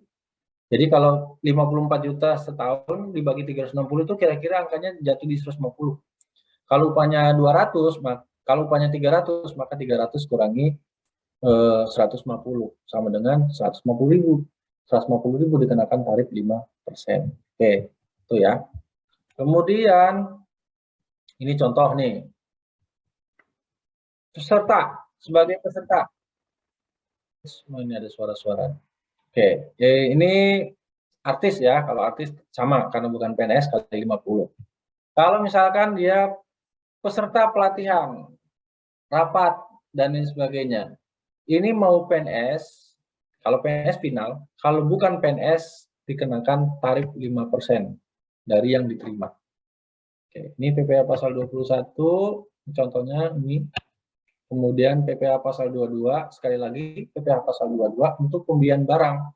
Kalau pembayarannya dengan kartu kredit pemerintah, maka juga nggak perlu mungut. Ya, nggak perlu mungut. Sekali lagi. Jadi ada dua tuh, SIPP bebas. Non SIPP, kalau pembayarannya pakai KKP, nggak perlu mungut. Jadi, maaf. Kita lanjut. Ini contohnya ya, beli ATK dikenakan PPh 1,5. Kemudian PPh pasal 23, jasa. Jasa hampir kena rata 2%. PPh pasal 22 dan PPh pasal 23, kalau dia masuk kriteria penyedia yang omsetnya kurang dari 4,8 miliar, kemudian dia punya SKB, maka cukup dipotong 0,5%. Jadi nggak usah sesuai dengan tarif 1,5 atau 2%. Oke. Ini contohnya, ini kemudian konstruksi ya. Konstruksi ini ada penyesuaian tarif. Ya, lebih turun, yang tadinya 3% jadi 26,5, yang tadinya 2% menjadi 1,75. Yang non kecil yang tadinya 3% turun jadi 2,65. Kemudian untuk konsultan pengawas yang tadinya 4% menjadi 3,5%. Turun. Kalau yang non kecilnya itu tetap 4%, 4%, 6%. Oke, ini contohnya ya. Tadi beli ATK, punya SKB, dia tidak dipotong 1,5, tapi cukup dipotong 0,5%. Tapi harus menunjukkan SKB. Oke. PBJ swakelola tadi prinsipnya hampir sama dengan yang saya jelaskan. Cuma nanti perbedaannya adalah perhatikan dulu pemungut dan pemotongan siapa, kemudian fase pembayarannya. Ya, fase pembayarannya ini Bapak Ibu perhatikan di sini saya bagi menjadi dua. Yang di atas itu untuk APBN, yang di bawah itu untuk APBD. Apa bedanya APBN dan APBD? Di APBD itu nggak ada PPK. Di proses pembayarannya loh ya. PPK itu bisa PA-KPA bertindak sebagai PPK. Di proses pembayarannya tidak ada PPK. Ini proses pembayarannya ya Bapak Ibu. Di APBN, proses pembayarannya PPK. Tidak ada PA-KPA terlibat di proses pembayaran. Tapi kalau di APBD ada. Ini perhatikan ilustrasinya yang di bawah. Swakelola tipe 2, 3, 4 itu dengan kontrak. Berarti ada pembayaran. Satu, dari BPAKD atau dari BUN, ya dari Satker ke pelaksana swakelola. Itu pembayaran satu, yang warna biru sebelah kanan. Duit sudah masuk di pelaksanaan swakelola, kemudian dia bayar kepada penerima. Apakah masyarakat, beli toko ATK, sewa molen, gitu ya. Izin Pak. Itu Waktunya masuk sudah ke ranah habis, Pak. pembayaran kedua, yang warna orange. Oke. Jadi perhatikan nanti di sini, pemotong pemungutnya, kalau tidak masuk di sini, maka yang warna ungu tidak boleh mengungut. Nah, kira-kira seperti itu. Pas. Oke, ini yang bisa saya sampaikan. Kita buka sesi tanya jawab. Boleh, silakan Pak Moderator Pak Muhammad Rasid. Baik, terima kasih Pak Mandar selaku narasumber sudah menyampaikan materinya tadi. Memang materi ini terkait dengan pajak penghasilan memang sangat menarik, Pak. Memang pada kenyataannya di lapangan banyak terjadi ketidaksesuaian antara peraturan dengan penerapan di lapangan, termasuk di pemerintah itu sendiri. Memang seperti itu keadaannya, Pak. Maka tuh materi ini memang sangat menarik sekali untuk dibahas, walaupun memang kadang-kadang memang waktunya tidak mencukupin, materinya panjang, tetapi waktu tidak cukup. Tapi mengingat waktu kita sedikit, mungkin juga daerah juga sudah malam, mungkin ya kita lanjut langsung ke pertanyaan saja Pak ya. Baik, kami Boleh, Pak. persilakan Bapak Ibu yang sudah bersiap-siap untuk mengajukan pertanyaan, kami silakan untuk mengetik di kolom chat atau ingin bertanya langsung dengan mengklik tombol raise hand. Dan ini sudah ada Pak, dari kita mengutamakan yang untuk raise hand dulu ya. Baru Silakan, kita Pak, silakan. baru ke kita kolom chat. Baik, silakan Ibu Nikmatul. Ibu Nikmatul, silakan Bu. Dari mana Bu? Asalnya Bu? Kami silakan. Ya. Terima kasih Pak. Assalamualaikum warahmatullahi wabarakatuh. Perkenalkan saya Nikmatul Husna dari Bukit Tinggi Pak. Silakan. Ya, gini Hakkernya Pak. apa, Bu? Apa Pak? Hakkernya Ibu. Oh, kemudian saya Hakkernya, di Bu. Perkim Pak. Perkim. Dari Perkim. Ya, dari Perkim. Oh ya, gini Pak. Kebetulan kan saya salah satu pengurus nih di ada masjid. Kami kan dapat dana hibah. Untuk pencairan dananya kan kita harus meminta verifikasi dulu ke Dinas PU. Biasanya dalam pembuatan RAB itu dimasukkan di bahan PPN dan PPH. Terus pada tahun ini Pak, kebetulan ada koordinasi kan dengan pajak Pak ya, dengan pajak. Dia memberikan surat seperti ini Pak. Lembaga penerima hibah dikenakan pajak pertambahan nilai atau PPN atas pembelian barang atau bahan bangunan dan pengadaan perata masjid, musola, MDTA, TPQ atau TPSA sekolah swasta toko yang merupakan pengusaha kena pajak. Jika toko atau lawan transaksi bukan PKP, maka atas pembelian barang atau bahan bangunan dan pengadaan peralatan tidak dipungut PPN. Informasi gitu Pak ya. Terus akhirnya punya kesimpulan kami jangan sebaiknya kita tidak berbelanja yang di toko yang ada PKP-nya katanya. Jadi kita kan tidak susah untuk pelaporan pajaknya gitu. Jadi menanya nih Pak, seharusnya bagaimana Pak? Apakah dikenakan PPN atau PPH untuk dana hibah ini Pak? Biasanya kami untuk RAB-nya kita masukkan di harga material pada RAB. Terima kasih Pak. Baik, terima kasih Bu. Langsung aja Pak. Ini memang masalahnya agak ribet juga nih. Silakan Pak. Baik, Ibu, saya konfirmasi dulu. Hibah, verifikasi Dinas Perkim. Ini kan tadi Ibu bilang bangun masjid ya Bu ya?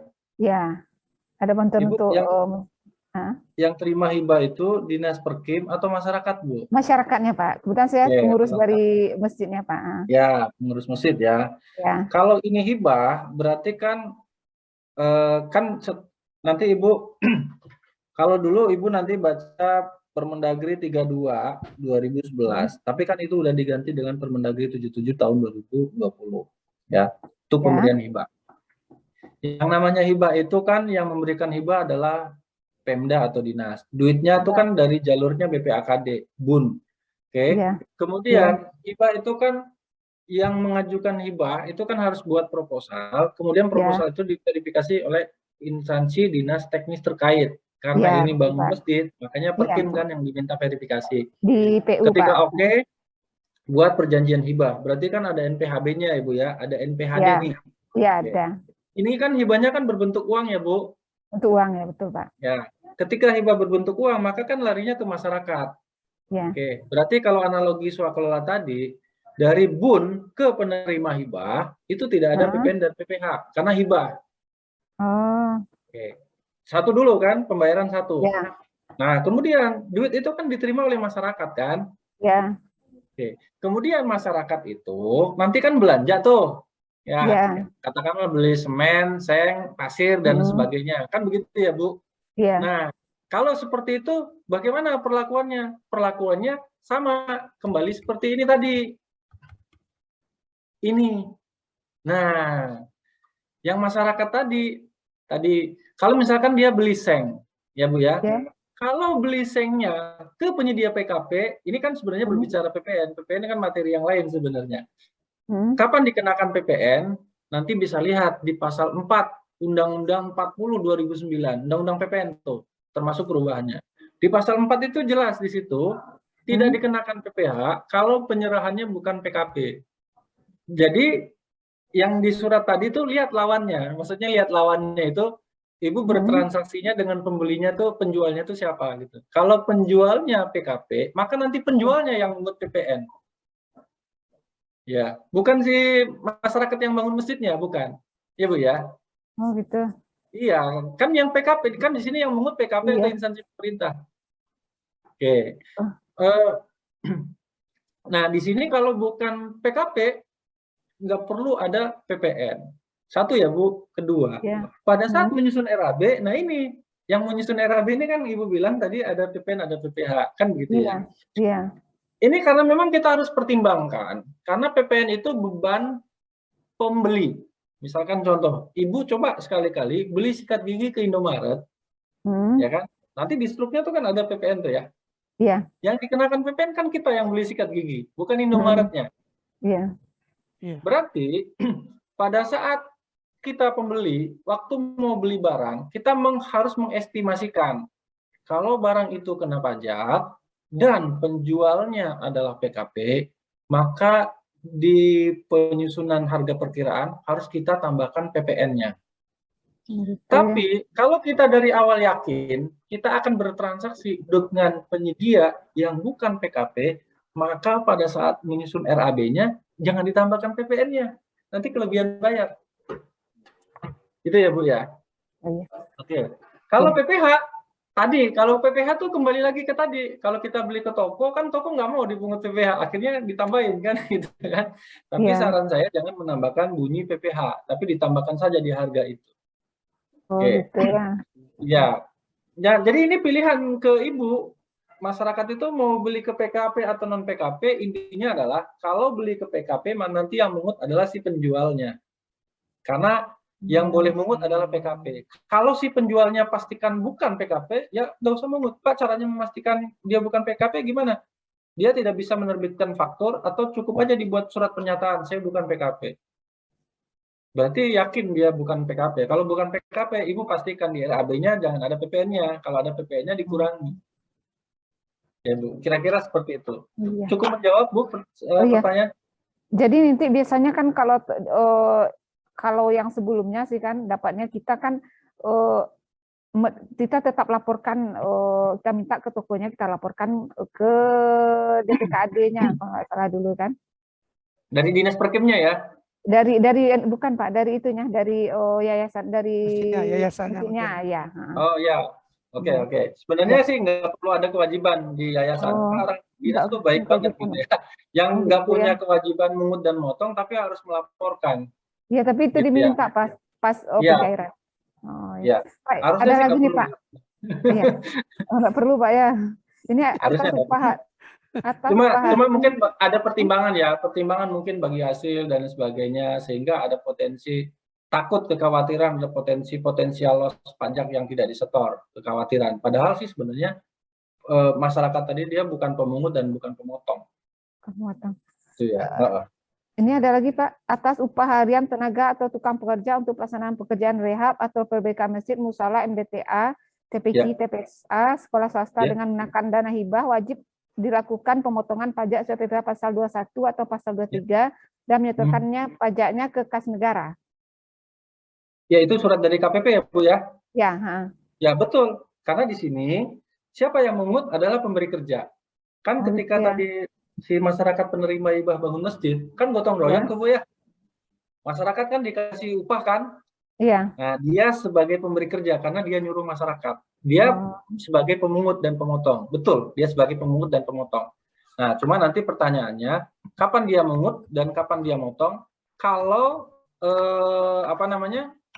omset ya, omset dari si penghasilannya itu ya, kalau dari penghasilannya si yang penerima penghasilan itu melebihi dari PTKP. Ada contohnya di sini. Nah, ini. Ya, jadi misalkan upah hariannya berapa, Bu, sehari? Gitu ya. Iya.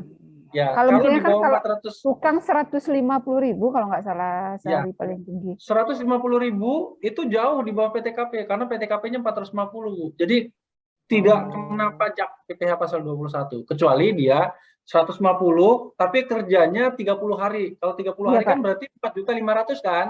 Iya. Itu 4.500.000 tuh masih pas tuh. Nggak kena PPh pasal 21 Oh, gitu ya. nggak kena PPh ya. Oh, gitu, Pak ya. Iya, Bebas ini jadi hitungannya direhab. seperti ini. Cukup jelas, Bu? Cukup jelas. Makasih, Pak ya. Oke. Ya. Terima kasih Bu ya. Mudah-mudahan jawaban dari Pak Mandar tadi sudah begitu jelas Bu ya. Ya, Bisa oke, Pak. diterima. Makasih. Memang intinya kalau bisa ada peluang untuk pajak ke negara ya lebih baik kita usahakanlah PPh ke negara. Kecuali memang tidak bisa di. Artinya memang tadi berdasarkan perhitungan tadi kalau cuma 150.000 mungkin belum mencukupi. Tetapi kalau sudah ya lebih baik kita setor ke negara aja, lebih mudah kan untuk kita juga kan. Artinya Ya, Pak. pajak dari masyarakat untuk kembali juga kepada masyarakat. Itu. Baik, kita lanjut Pak, mengingat waktu ini banyak Silakan, yang chat di kolom chat itu. Jadi coba kita ke Pak Rocky dulu nih. Udah. Coba kita ke kolom chat. Silakan Pak Rocky. Langsung aja Enggak Pak. tahu itu terakhirnya ya. Ibu Nimatul yang mic-nya tolong di mute dulu. Silakan Pak Rocky. Baik Pak, terima kasih atas kesempatannya. Saya Rocky Gemilang sebagai PP dari Kabupaten Lebak, pejabat pengadaan. Ibu Nimatul mohon. Dulu. Nimatul. Mohon Bu, mic-nya Bu di Ini tentang pajak menarik. Ibu Nimatul. Tolong Bu, mic-nya Bu. Ya, silakan Pak Rocky. Ya. Baik, terima kasih atas kesempatannya. Ada beberapa hal yang ingin saya tanyakan terkait saya sebagai PP, Pak. Dalam konteks tadi retail daring, bela pengadaan kita pakai MBIS, pernah juga dalam memungut pajak, namun kabupaten kota pada saat pembayaran transaksi retail daring telah dipungut pajak kan dari sananya Pak ya. Namun untuk mendapatkan bukti pungutan pajaknya harus seperti apa itu Pak? Dari sana apakah kita dapat bukti pungutan pajaknya? Gitu. Nah yang kedua, pada saat kita transaksi melalui platform MBIS kita juga pakai virtual account. Namun pada prakteknya, pada kenyataannya kita nggak bisa bayar. OPD-nya mengalami kesulitan membayar transfer ke rekening virtual account pada MBIS-nya itu. Yang ketiga pada tadi penjelasan transaksi melalui SIPP, sistem informasi itu, yang bagian daripada bela pengadaan tadi, kita tadi dijelaskan memang kita belum pakai kartu kredit pemerintah Pak. Artinya, namun pada sistem informasi pengadaan itu pajaknya untuk PPN ya ketika klik PPN otomatis terisi 11% seperti itu Pak. Sedangkan tadi yang dijelaskan ketika transaksi pakai SIPP itu 0,5% ya.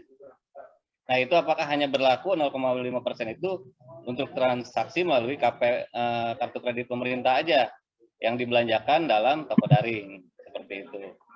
Dan yang ketiga, dalam konteks waktu itu saya pernah ada juga APBN dana tugas pembantuan yang berasal dari PNBP. PNBP itu didapatkan dari dana TKA yang membayarkan retribusinya $100 per bulan, yang akhirnya menjadi dana kegiatan yang berasal dari bukan pajak. Nah, itu untuk kegiatan itu bersama kelompok masyarakat.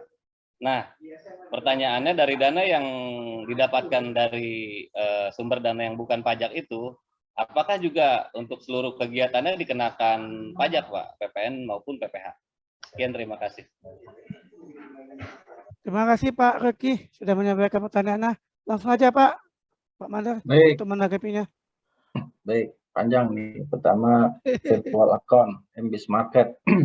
Jadi, Pak Riki harus dipastikan dulu ya, MBIS Market ini pakai sistemnya LKPP atau sistemnya Pemda yang diakui LKPP. Kalau kedua-duanya masuk, salah satu di antaranya itu, maka dia masuk definisi SIPP yang diatur di PMK 58/2022. Berarti dia harus mendaftarkan diri sebagai PKP. Termasuk vendor-vendor yang ada di marketplace harus dikukuhkan sebagai PKP. Meskipun omsetnya kurang dari 4,8 miliar. Dia wajib, nggak boleh sunah gitu ya. Menurut PMK 68 sama 197 itu tidak berlaku kalau vendornya di SIPP. Satu. Kedua, pembayaran virtual account. Nggak ada masalah. Virtual account dengan rekening bukan virtual account, kalau di APBN itu kita udah lama pakai. Pembayaran ke Telkom, Pertamina, itu mereka best practice-nya sekarang pakainya virtual account, Pak. Nggak pakai rekening biasa. Oke. Tinggal nanti ada kendala itu ya tinggal dikomunikasikan saja kendalanya antara BPAK dan sebagainya. Cuma pertanyaan saya, pembayaran yang pakai virtual account, itu saya tanya, Pak, pakai uang persediaan atau pakai LS? Ini harus saya pastikan dulu. Terus, tadi Bapak bilang kartu kredit pemerintah. Kartu kredit pemerintah dalam konteks pengelolaan Bapak, itu dia masuk mekanisme uang persediaan atau LS. Ya, harusnya UP. Ya, berarti KKP itu pakai UP. Berarti uang persediaan itu ada yang pakai kartu kredit pemerintah, ada yang tidak pakai kartu kredit pemerintah. Nah, di antara tiga ini, saya mau tanya dulu ke Pak Rocky. Pembayaran yang ke virtual account itu LS, UP dengan kartu kredit pemerintah, atau UP dengan non kartu kredit pemerintah. Yang mana Pak Rocky di antara tiga itu? Soalnya jawabannya bisa beda. Oke. Silakan Oke, Pak Rocky, gimana Pak? Saya pakai Mungkin asumsi Pak ini saja Pak. ya Pak Rocky, saya pakai asumsi saja.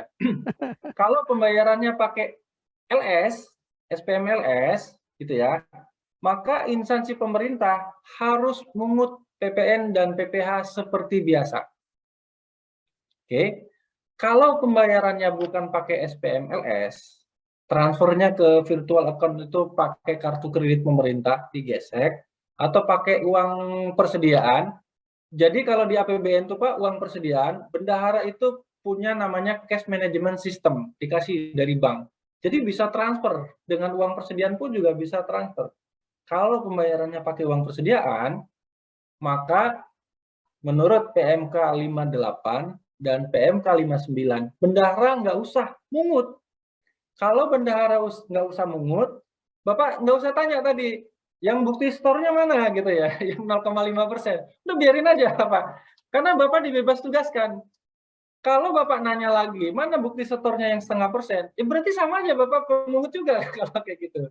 Gitu ya Pak. Jadi di PMK 58 dan di PMK 59 khususnya, di PMK 59 transaksi yang dengan SIPP yang sudah dipungut oleh retail daring sama marketplace, bendahara nggak usah mungut.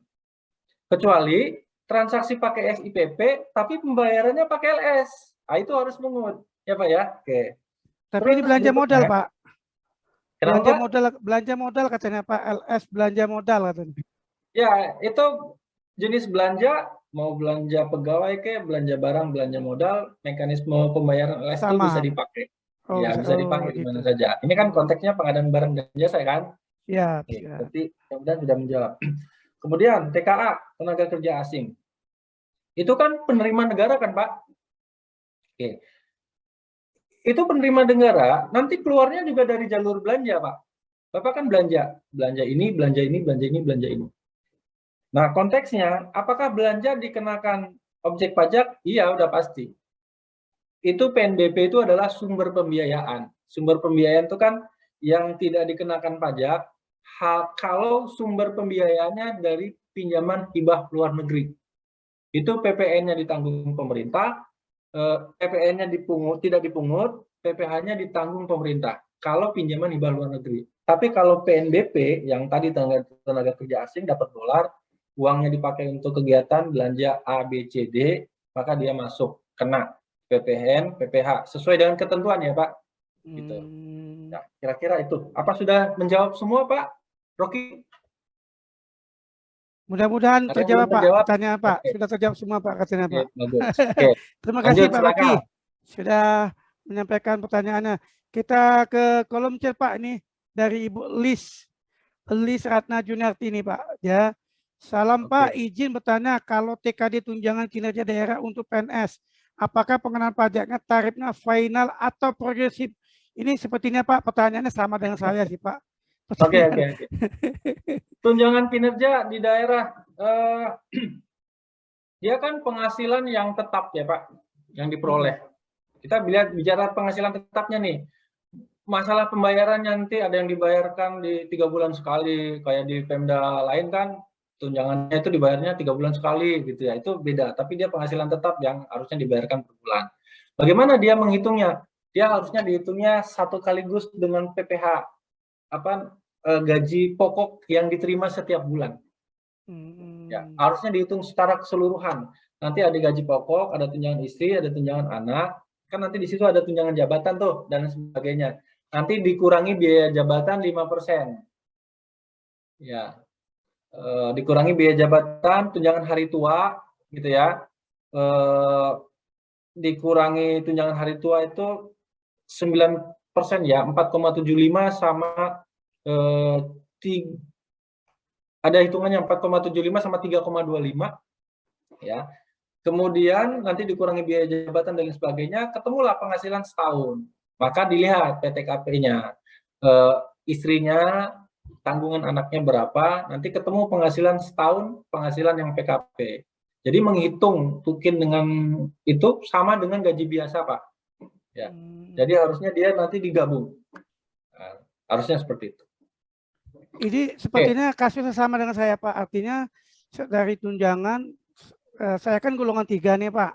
Golongan 3 tapi PPh saya dikenakan bukan 5, harusnya kan aturannya kan 5%, Pak. Tapi saya 9%, Pak. Ya, jadi dia ngitungnya nggak langsung karena dia bukan final, Pak. Jadi kayak tukin itu bukan final, sama seperti misalkan gini, saya ngajar dapat 1 juta misalkan, gitu ya. Kemudian dari 1 juta itu karena saya golongan 4, saya kena 15%. Kalau saya golongan 3, saya kena 5%. Ngitungnya nggak final.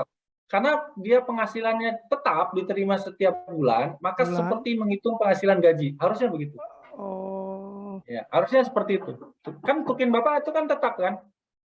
Iya, tetap. Maka saya juga golongan 3 kok dipotongnya 9%. Harusnya kan golongan 3 kan 5%. 5% itu kalau final, ya. Kalau dia tidak final, dia tidak menghitungnya seperti itu. Nanti dia ngitungnya seperti ini, Pak. Pertama dia lihat, nah dia masuk ke lapisan mana di sini? Di mana? Nah di sini nanti dilihat masuk ke lapisan mana, Pak, dia. Setelah dihitung, jadi digabung, Pak, dengan gaji pokok yang setiap bulan itu. Dihitung di situ, oke, misalkan katakanlah gabung dengan gaji itu, total nih misalkan 200 juta setahun, gitu ya, misalkan. Nanti 200 juta itu 60 jutanya 5%, terus 140-nya 15%. Jadi dia pajaknya berlapis. 2 kali, Pak, ya? Dua jenjang. 2 Karena kali kalau potong. 200 kena 15% kan rugi, terlalu gede. Gitu. Iya. Kalau dia 5%, kan dia lapisannya di 200, ada di lapisan kedua. Jadi ibarat kucuran air tuh, yang pertama kecil, terus di bawahnya ada besar, besar, besar, jadi air mengalir dari atas. Nah, itu dipenuhi dulu 60, kemudian sisanya 140 kenanya 15%. Menghitungnya seperti itu. Ya, menghitungnya seperti itu, Pak. Jadi akan dihitung dulu penghasilan dalam setahun. Dalam setahun, Pak ya. Ya, Untuk penghasilan tetap tadi, Pak ya. betul. Nah, nanti dikali 12 dikurangi biaya jabatan dan sebagainya gitu ya, baru nanti dikurangi PTKP. Ya, Ya, istrinya maka berapa, anaknya berapa. Nah, saya kira-kira juga gitu, bingung Pak. kok besar benar sampai 9%.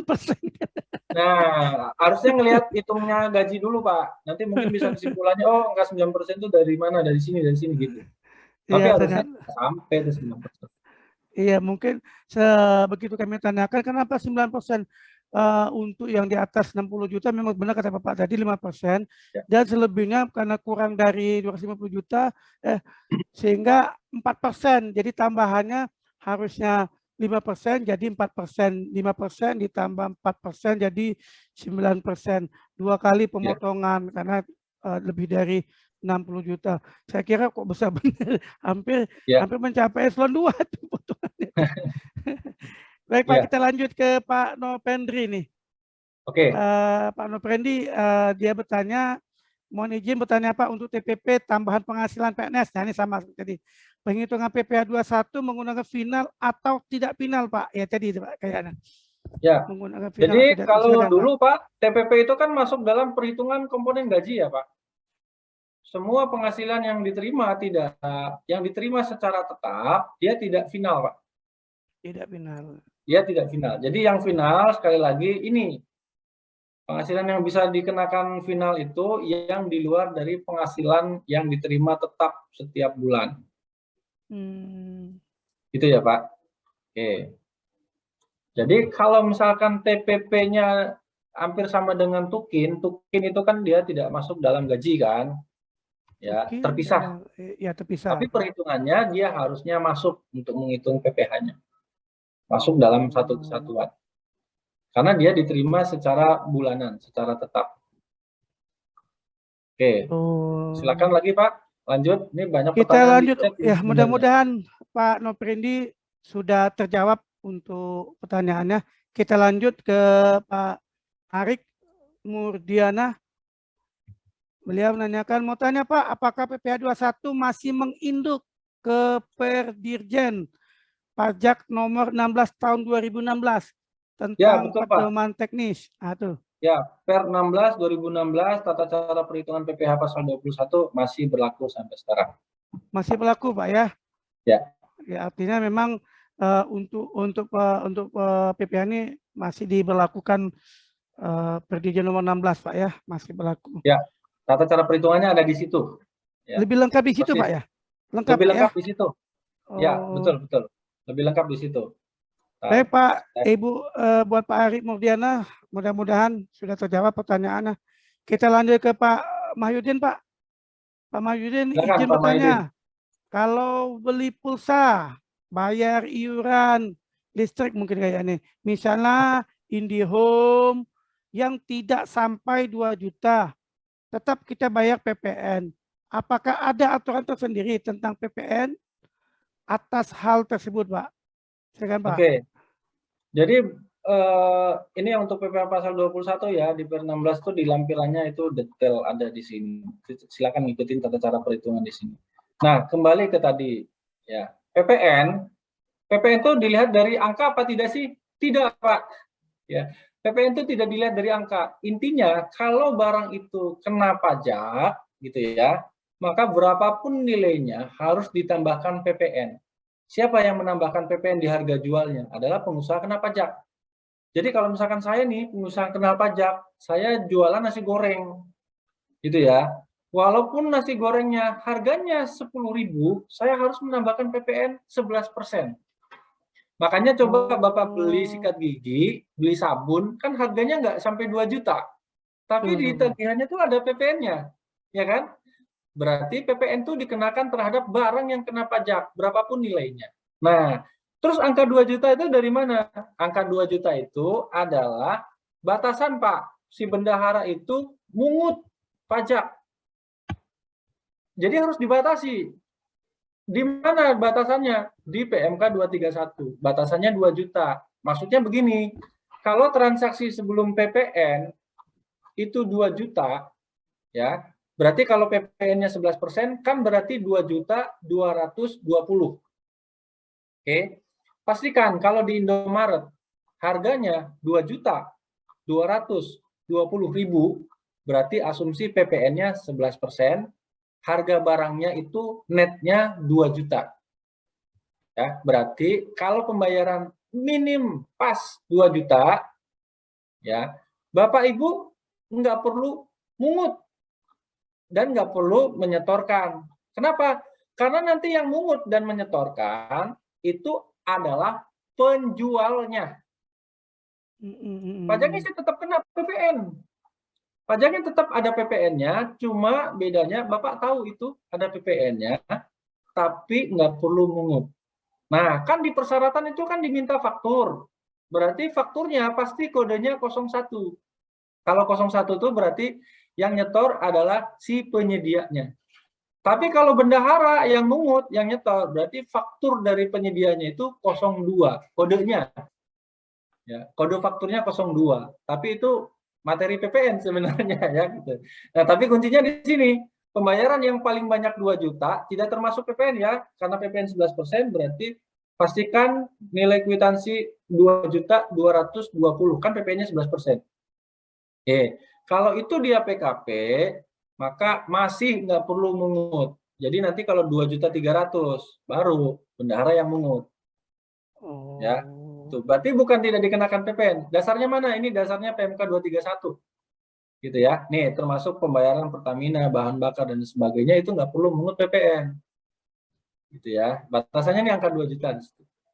Cuma minta fakturnya 01. Oke. Gitu ya.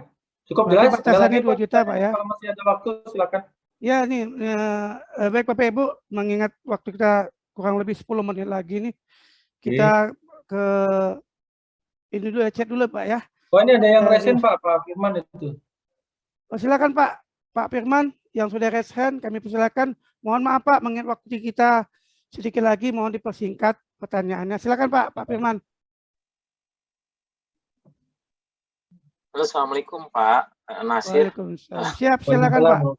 Ya, Bapak singkat aja Pak. Berarti kalau terkait tadi pungutan yang tadi dibahas itu di bawah sampai dengan 2 juta tidak termasuk PPN, berarti begitu juga dengan pembayaran menggunakan kartu kredit pemerintah ya Pak. Kita selama ini kan beranggapan bahwa kartu kredit pemerintah itu melalui KKP itu tidak dikenakan PPN dan PPh. Tapi saya juga sependapat Pak, dikenakan tapi bukan kita yang memungut. Betul tidak Pak seperti itu Pak? Terima kasih Pak. Suaranya agak kecil Pak. Jadi masalahnya Pak, artinya biasanya kan kalau ya, terkait pembayaran pemerintah daerah. Terkait pembayaran melalui KKP Pak, berarti sebenarnya di situ ada unsur PPN-nya Pak ya, namun bukan kita yang memungut ya Pak. Betul seperti itu Pak. Kalau pakai KKP ya, kalau pakai KKP. Ya. Tapi kalau tidak pakai KKP Pak. Pemerintah, sebetulnya di situ barangnya bisa jadi dia barang kena pajak, berarti ada PPN-nya. Cuma bendahara nggak wajib mungut, gitu Pak ya. Kalau pembayaran dengan KKP. Oke. Kalau pembayaran Pak, betul, Pak, gitu, dengan KKP, dilihat nilainya. Kalau 2 juta ke bawah sebelum PPN, itu urusannya si penyedia PKP tadi, nanti yang mungut dan yang menyetorkan. Kan tadi di slide ini kan ada nih, siapa yang pemungut? Ya. Nah ini, sebentar. Di slide ini, pemungut itu ada 2 kalau untuk PPN. Ya. Bisa instansi pemerintah, nah bisa penyedianya. Instansi pemerintah itu mulai dari di atas 2 juta sampai ke atas. Oke. Kalau di bawah 2 juta maka PKP-nya. Gitu ya Pak ya. Oke. Kalau dia pakai pembayaran kartu kredit pemerintah, maka biar nanti si retail daringnya, marketplace-nya atau PKP-nya. Gitu. Kira-kira apa sudah menjawab Pak Firman? Ada kejelasan ya? Bagaimana Baik, Pak Firman? Terima kasih, Pak. Oke, baik. Terima kasih Pak Firman. Sudah Nah, ini mengajukan satu nih pertanyaan. Pak, ada yang menarik di chat nih, pertanyaan terakhir nih ya. Mau tanya Pak, kalau kita belanja nasi bungkus, apakah dikenakan PPN? Gitu ya. Pak Ulung Ini Setiawan. yang ditanyakan PPN. Sebenarnya kalau PPN, tanya penjual nasi bungkusnya itu dia PKP atau bukan. Kalau dia Bukan lah bukan Pak, PKP, kebanyakan. tidak ada PPN. Kebanyakan Oke. Pak kalau nasi bungkus kan nggak ada PKP-nya Pak. Dia kan usaha pribadi di pinggir jalan. Ya, Seperti sepakat Pak, berarti tidak pecel ada lele PPN. Pak. Pecel lele kan Iya. nggak ada PKP. Nah, tadi menariknya, ketika penjual pecel lele itu masuk bela pengadaan, kan masuk GoFood tuh, Siap. masuk GrabFood, masuk MBIS. Itu yang jadi masalah yang tadi. Di PMK 58, semua penyedia yang masuk marketplace dan retail daring wajib PKP. Ini yang menjadi kontraproduktif. Nanti ini yang perlu dipertanyakan. Ini yang jadi masalah. Masa iya nasi bungkus begitu masuk ke bela pengadaan, dia harus PKP, kan ribet itu ya. Ribet Itu Pak, sebenarnya. jelas ribet. Kan kalau Ya, itu Pak yang nanti jadi diskusinya. iya, pantauan kami kemarin waktu di Bakuda dulu kan kalau untuk pecel lele kan dia ke sana kan cuma malam Pak, dari sore sampai malam. Sehingga Iya. mereka kan tidak ada PKP-nya. Kemudian untuk PPh-nya juga agak sulit, agak kurang terdeteksi Pak untuk penagihan PPh-nya itu, pajak Ya. penghasilannya itu. Beda dengan kalau yang sudah ada, dia sudah ada seperti restoran, sudah ada izin usahanya, memang jelas ada semacam pajaknya. Tapi kalau untuk pedagang pinggir jalan ini kan agak ribet memang usaha Pak. Iya, betul. Kita lanjut Pak. Waktu Silakan, Pak. sedikit lagi Pak, saya menanya Boleh, boleh. yang pertanyaan lain ini Pak. Untuk Ibu Dewi Utari nih Pak, untuk swakelola level 2 ini, tingkat 2, pelaksana LPPM, PTN yang merupakan badan hukum. Perguruan tinggi, Oke. apakah perlakuan pajak setara dengan penyedia badan usaha? Kalau iya, siapa pemungut pajaknya dan berapa besarannya? Untuk jasa pelatihan pendidikan, Pak. Silakan, Pak. Oh, ini Oke, untuk ini swakelola mungkin, jasa Pak. pelatihan pendidikan. Ya, seperti Oke. narasumber tuh mungkin, Pak. Jasa pelatihan pendidikan tuh dia perguruan tinggi negeri ya, Pak ya, Ya, itu yang sepertinya menyelenggarakannya. perguruan negeri. Itu perguruan tinggi negeri, Pak. Lembaga Oke. pelatihan pemberdayaan masyarakat perguruan tinggi negeri itu. Ya, itu LPPM itu kan lembaga pengabdian masyarakat ya, Pak. Oh, Oke. ya. Perguruan tingginya kalau boleh saya tahu di info perguruan tingginya itu negeri, pasti perguruan tinggi negeri ya, bukan swasta. Iya. Ini PTN, Betul, Bu, Pak. ya? Ya? PTN ini. PTN, PTN. perguruan tinggi negeri. Oke. Boleh diinformasikan PTN-nya itu universitasnya apa, Bapak Ibu? Ibu Dewi, silakan. Boleh, Yang Bu? masih ada. Ibu Dewi, Kalau masih ada Ibu Dewi di sini. seperti ini adalah Pak. Langsung aja jelaskan, Pak. Nggak ada. Oke. Baik, kalau untuk PTN ini agak unik ya. Pastikan dia bukan PTNBH. Karena PTNBH itu dia otonomi keuangannya. Beda dengan BLU. BLU sama BLUD itu dia keuangannya fleksibilitas. Pengadaannya juga fleksibilitas. Keuangannya juga fleksibilitas. Bisa dikecualikan sebagian atau seluruhnya. Yang penting dia punya peraturan. Tapi kalau PTNBH dia otonomi. Oke, ini PTN Undip. Undip kayaknya PTNBH. Oke. PTNBH itu seperti kekayaan negara yang dipisahkan. Ya, Bu ya. Perlakuan pajaknya itu berbeda. Ada SE sendiri untuk PTNBH. Makanya nggak digeneralisir. Makanya saya tanya kalau perguruan tinggi itu banyak. Ada perguruan tinggi BLU, ada perguruan tinggi PTNBH, ada perguruan tinggi biasa. Itu perlakuannya nggak sama. Kalau perguruan tinggi biasa, ya, dia perguruan tinggi biasa dan perguruan tinggi BLU, maka dia tidak boleh dikenakan PPN dan PPH. Ya. Kenapa? Karena dia memenuhi kriteria badan pemerintah yang dikecualikan sebagai subjek pajak. Jadi kalau Bapak nih bertransaksi dengan Polres, nggak ada PPN PPH karena sama-sama instansi pemerintah yang dikecualikan ya sebagai subjek pajak dalam negeri. Syaratnya apa? Dikecualikan. Dia dibentuk dengan undang-undang. Ya, Polres, dinas dibentuk undang-undang. Dia harus diperiksa oleh aparat fungsional BPKP BPK, inspektorat setiap tahun. Ya, diperiksa. Kalau PTN Badan Hukum beda, dia seperti kekayaan negara yang dipisahkan, diatur dengan undang-undang. Maka dia tidak memenuhi kriteria badan pemerintah. Dia diperlakukan seperti subjek pajak badan hukum. Jadi, transaksi dengan PTN BH, apakah dikenakan PPN PPH? Kalau PTN BH itu PKP, maka iya.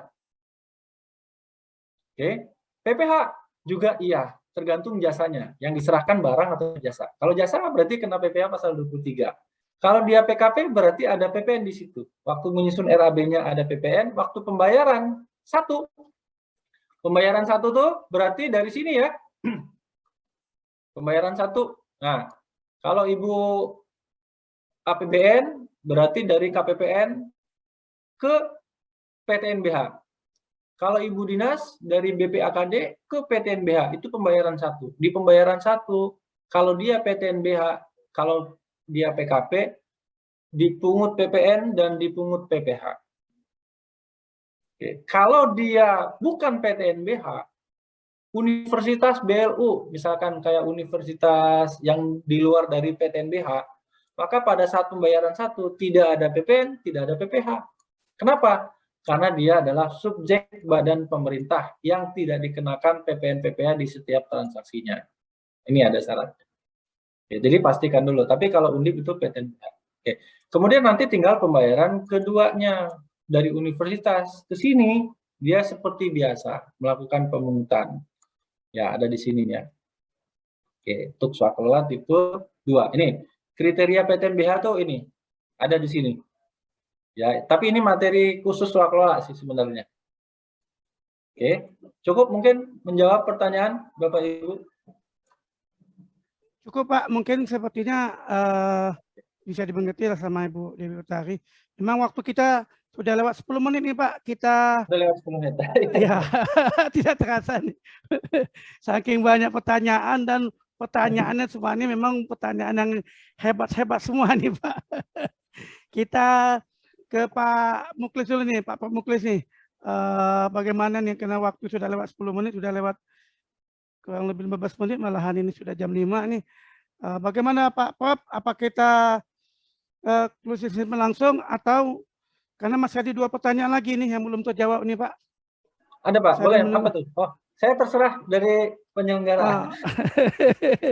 Sambil menunggu Pak Prof konfirmasi ini, kita lanjut dulu 2 pertanyaan nih Pak. Kita selesaikan Boleh, dulu Pak 2 silakan, pertanyaan nih. Apa Dari itu? Pak Mantawa nih. Izin bertanya Pak, terkait ketentuan bahwa instansi pemerintah tidak memungut PPN ataupun PPH atas penyerahan barang kena pajak dan atau jasa kena pajak oleh PKP, perikanan pemerintah, dalam hal pembayaran dengan mekanisme uang persediaan yang dilakukan melalui pihak lain dalam SIPP, termasuk Ya. belanja di bawah atau sama dengan 2 juta. Pertanyaannya, terdapat hal tersebut apakah dalam perencanaan, pengadaan, dan penyusunan HPS tidak harus memperhitungkan PPN dan PPN-nya. Mohon penyerahannya Pak. Silakan Pak. Langsung Oke. aja Pak, singkat Pak. Jadi Satu lagi Pak, kalau pertanyaan. dia barangnya kena pajak, pada saat Bapak Ibu menyusun HPS, karena pada prinsipnya barang yang kena pajak, pada saat si penyedia menjual, harus ditambahkan PPN. Oke, itu kalau barang kena pajak atau tidak. Oke. Yang kedua, pemungutan. Beda konteks. Kan ada 2 pertanyaan nih, konteks barang itu kena pajak apa tidak? Kalau dia BKP, ya. Yang kedua, siapakah yang melakukan pemungutan? Yang melakukan pemungutan adalah kalau dengan SIPP bukan lagi instansi pemerintah yang memungut, tapi pihak lain, marketplace atau retail daring. Berarti pada saat Bapak mau nyusun HPS, mau membeli, ditambahkan PPN kalau dia barang kena pajak, tapi tidak perlu mungut. Ya, jadi bedakan antara barang itu dikenakan PPN dan dipungut atau tidak, 2 hal yang berbeda. Dipungut atau tidak berarti berbicara siapa sih yang memiliki kewajiban memungut. Kalau dengan SIPP, retail daring. Kalau bukan SIPP, instansi pemerintah. Barang itu kena PPN apa enggak? Kena kalau dia BKP, barang kena pajak. Kira-kira itu Pak, mudah-mudahan menjawab. Sepertinya belum ada informasi nih dari Pak Muklis nih. Please, Kita lanjut aja ke pertanyaan dari Pak Ulung nih, terakhir nih pertanyaannya. boleh, silakan Pak. Bagaimana jika ASN golongan 3 memiliki penghasilan pada grade 50 sampai dengan 250 juta, tetap dikenakan PPh 5%, apa ikut grade 15%? Ini Ya, seperti jadi sama kalau dengan saya nih Pak. ya, jadi dia lapisan ya Bapak Ibu. Jadi lapisan itu bayangkan kucuran apa namanya air yang dikucuran di atasnya kecil, kemudian di bawahnya gede, di bawahnya gede, di bawahnya gede. Bayangkan seperti itu dulu. Nah, di sini pengenaan pajak itu progresif berlapis. Berlapis itu maksudnya gimana? Nah, kita tinggal lihat dulu lapisannya. Lapisannya adalah untuk PPh pasal 21, lapisannya seperti ini. Ini seandainya ya, seandainya penghasilannya itu 200 juta. Bayangkan kucuran yang di atas itu yang terkecil 60. Dikucurkan dulu yang 200 juta itu. 60 penuh, yang 60 kena 5%. Karena sudah penuh kan pasti yang 140-nya turun ke bawah ya. Berarti dia ada di lapisan kedua. Yang di lapisan kedua ini dikenakan 15%. Itu. Jadi kena dua bertingkat. Kalau misalkan 200-nya dikenakan 15%, kan pajaknya jadi gede. Sayang kan gitu ya. Oke. Jadi yang dihitung adalah 2 lapis, 5%, 15%. Itu menghitungnya.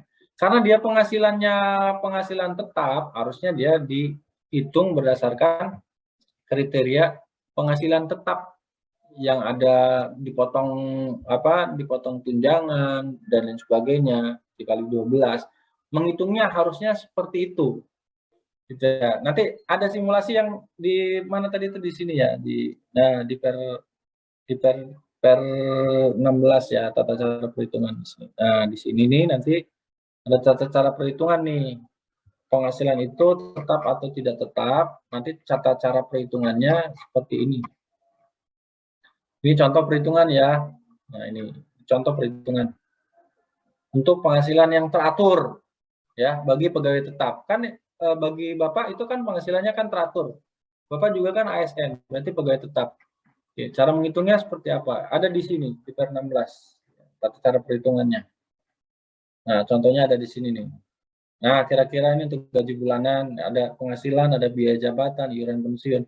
Harusnya dimasukkan dulu seperti ini. Masuk ke sini. Tata cara perhitungannya. Ini biasanya nanti ketahuan kalau Bapak Ibu lihat ini, apa namanya tuh, waktu nyusun SPT tahunan. Kan dapat formulir tuh, 1721, 17A2 ya, 1721A2. Nah, dihitungnya harusnya seperti ini. Ini kan termasuk lembur juga dimasukkan, lembur juga nggak final. Nah, kira-kira seperti itu ya. Mungkin mudah-mudahan cukup menjawab. Oke. Ada di per 16. Oke. Mudah-mudahan bisa terjawablah semua peserta ini. Ya. Artinya memang untuk materi ini memang cukup panjang Pak, penyelesaian memang Pak, agak rumit sih memang, apalagi memang permasalahan di daerah ini terutama di bendahara ya Pak ya, kadang-kadang memang di situ yang jadi permasalahan. Ada terjadi perbedaan persepsi dari bendahara keuangan di UPD dengan bendahara keuangan di Bakuda, di keuangan daerah ini. Nah, terjadi perbedaan persepsi sehingga itulah yang membuat ada yang motong, ada yang tidak. Bendahara ini kan ikut aturan. Terkadang juga Bakuda juga di keuangan juga ikut aturan, ikut arahan dari Dirjen Pajak, Dirjen Perben misalnya kan itu. Sehingga itulah yang membuat persepsi terkadang salah persepsi, perbedaan persepsi. Nah, kalau kita membahas masalah ini memang tidak akan selesai Pak, panjang terus. Mengingat waktu yang tidak memungkinkan lagi, kami mohon maaf kepada para peserta webinar ini, Bapak Ibu yang sudah bergabung dalam Zoom hari ini, yang sudah mengajukan pertanyaannya, yang mungkin dari jawaban Pak Manda kurang jelas atau kurang lebih penasaran lagi, mungkin boleh japri langsung ke beliau Pak Manda untuk sharing-sharing lah terkait dengan permasalahan terkait dengan PPh ini, pajak penghasilan ini. Karena waktu kita tidak memungkinkan lagi. Kami selaku moderator sekali lagi mohon maaf yang sebesar-besarnya. Untuk selanjutnya kita lanjut ke sesi selanjutnya, yaitu closing statement, Pak ya. Jadi sebelum closing statement, mungkin untuk ini sementara ini kami persilakan kepada Pak Mandar untuk menyampaikan closing statement. Silakan, Pak. Oke. Untuk terkait dengan PPN PPh tadi mengaturnya sih sebenarnya peraturannya sama ya. Apakah itu bendahara instansi pemerintah pusat, daerah, hanya perhatikan sudut pandangnya saja. Mungkin ketika diskusi itu berbeda gitu ya. Nah, jadi ada hal yang baru Bapak Ibu dengan berlakunya PMK 58 yang sebenarnya PMK 58 ini perlu di-challenge ya, terutama yang penyedia itu wajib PKP di SIPP.